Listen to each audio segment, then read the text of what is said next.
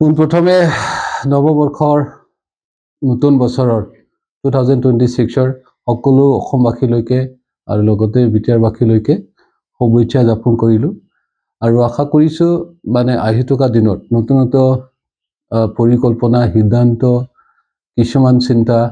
তেনেকৈ সকলোৰ বাবে মংগল হওক কামনা কৰিছোঁ আৰু আহি থকা দিনত যেহেতু মই এটা ৰাজনৈতিক দলত আছোঁ আৰু বহুদিন বিৰতিৰ পিছত মই তেনেকৈ বিবৃতি দিয়া নাছিলোঁ ছ'চিয়েল মিডিয়াই হওক বা টিভি মিডিয়াই হওক বা প্ৰিণ্ট মিডিয়াই হওক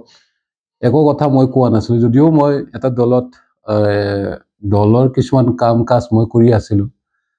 2025 চনত বিডিচি নিৰ্বাচনতো মই অংশগ্ৰহণ নকৰিলোঁ মই কেণ্ডিডেট হিচাপে এটা সমষ্টিৰ প্ৰায় তেনেকৈ মই ইলেকশ্যন নিখেলিলোঁ এতিয়া এবাৰ ভাবিছোঁ মানে যদি দলে মোক মানে টিকেট প্ৰদান কৰে বা দলে সিদ্ধান্ত লৈ পেলাই মোক যদি নিৰ্বাচন খেলিবৰ কাৰণে এই সুযোগ সুবিধাটো যদি দিয়ে তেতিয়া মই নিৰ্বাচন খেলিবৰ কাৰণে প্ৰস্তুত আৰু লগতে মই আশা কৰিছোঁ আমাৰ দলৰ নেতৃত্ব লগতে আমাৰ দলৰ সভাপতি প্ৰাক্তন বিডিচিৰ মুৰব্বী শ্ৰীযুত প্ৰমোদ বড়ো ডাঙৰীয়াক মই এই চেকতে নৱবৰ্ষৰ শুভেচ্ছা দিছোঁ আৰু লগতে অসমৰ ডক্টৰ হিমন্ত বিশ্ব শৰ্মা মুখ্যমন্ত্ৰীকো মই শুভেচ্ছা যাচিছোঁ যে আৰু লগতে নতুন চৰকাৰত আমাৰ এই বিটিআৰ চৰকাৰত মুৰব্বী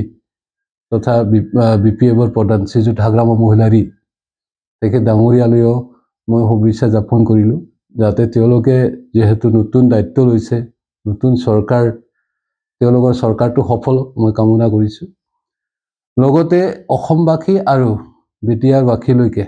আৰু পুনৰ সকলোৰ বাবে যাতে মংগল হয় মই কামনা কৰিছোঁ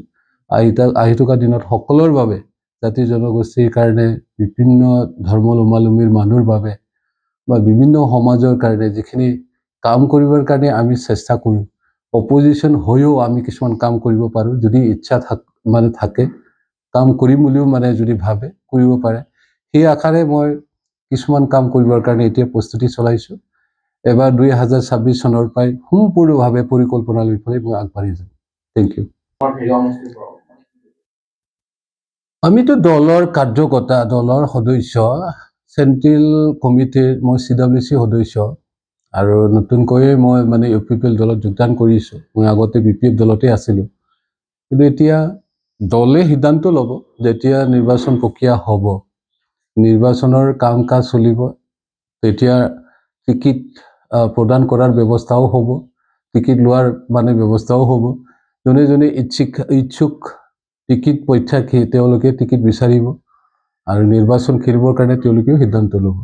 ঠিক তেনেধৰণৰ ময়ো যদি দলে মোক টিকিট প্ৰদান কৰে বা তেনেকৈ প্ৰক্ষেপ কৰে তেতিয়াহ'লে ময়ো মানে নিৰ্বাচন খেলিবৰ কাৰণে প্ৰস্তুত আশা কৰোঁ মোক যেতিয়া নিৰ্বাচনত মই অংশগ্ৰহণ কৰিম বা নিৰ্বাচনত মই নামি পৰিম তেতিয়া সৰ্বসাধাৰণ ৰাইজে সমষ্টিবাসীয়ে বিভিন্ন জাতি জনগোষ্ঠীৰ প্ৰায় মই সহানুভূতি পাম বুলি মোৰ আশাবাদী ইয়াতে 1,64,000 ভোটাৰ্ছ ৰাইজ আছে আৰু ইয়াৰে ভিতৰত ট্ৰাইবেল জনগোষ্ঠীৰ ভোটাৰ্ছে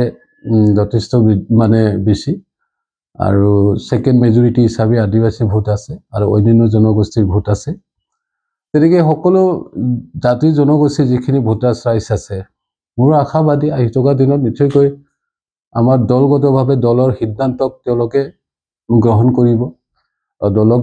যেহেতু বিগত সময়ত 5 বছৰৰ কাৰণে বিটিআৰ চৰকাৰখনৰ নেতৃত্ব দিছিল আৰু বিভিন্ন শিতানত কাম কাজ কৰিছিল ৰাইজৰ কাৰণে আৰু কিছুমান কাম আধৰুৱা আছে আৰু লগতে 2020 চনৰ 27 জানুৱাৰীত নতুনকৈ শান্তি চুক্তি হৈছে বিটিআৰ চুক্তি ইয়াৰো বহুতখিনি কাম কৰিবলগীয়া দায়িত্ব আছে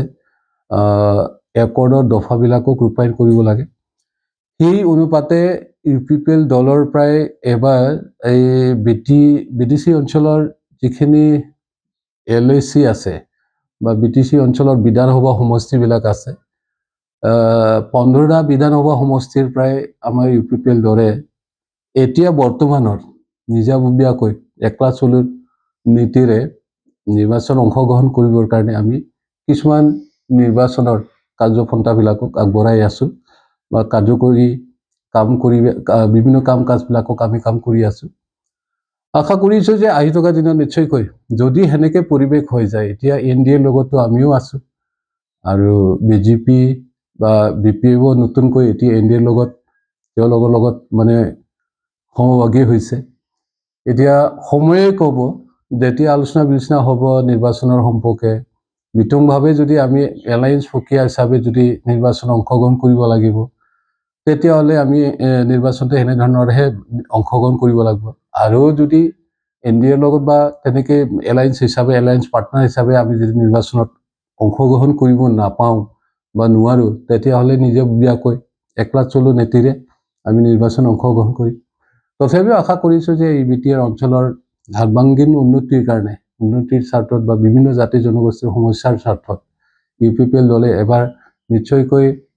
আগত যেনেকৈ 7জনকৈ MLA আমি জিকিবৰ কাৰণে সক্ষম হৈছিল, ইয়াতকৈ বেছি আমি MLA এবাৰ চিট পাব বুলি আশাবাদী। আজিৰ দিনততো সকলৰ কাৰণে মংগল হওক, নতুন নতুন সিদ্ধান্ত আহক, নতুন নতুন পৰিকল্পনা আহক, আৰু যিখিনি চৰকাৰীভাৱে সিদ্ধান্তবিলাক আছে, কৰিবলগীয়া কৰণীয় কাম আছে, এইবিলাকক ভালকৈ মানে সুচাৰুৰূপে তেওঁলোকে কৰক, আমি অনুৰোধ কৰিছোঁ আৰু কামনাও কৰিছোঁ যে তেওঁলোকে নিশ্চয়কৈ কৰিব পাৰিব ৰাইজৰ স্বাৰ্থত। কাম কাজ আছে,